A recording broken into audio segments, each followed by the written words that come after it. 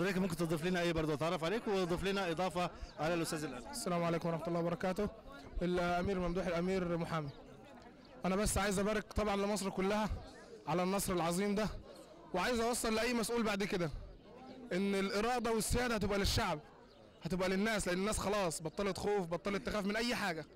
اي حاجه غلط الناس تنزل تتكلم عليها، مش هيهمها من شرطه من اي حد. بقى في حريه، بقى في حريه تعبير، والناس لاول مره في مصر من اكتر من 30 سنه تحس بفرحه بجد من قلبها.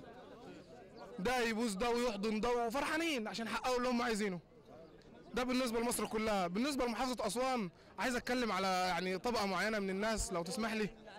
الناس بتوع تنميه بحيره ناصر، الناس دي تعبانه، بتتعب بطريقه ما تتخيلهاش في زراعه الارض وفي الاستثمار وفي الزراعه، وللاسف بيبقوا واخدين الارض حق انتفاع مش تمليك. يعني يقعد يتعب ويزرع ويستصلح الارض ويظبط فيها، وفي اي وقت المجلس بتاع تنميه بحيره ناصر يقول له مع السلامه في اي. لا، والكلام ده مكتوب في العقد.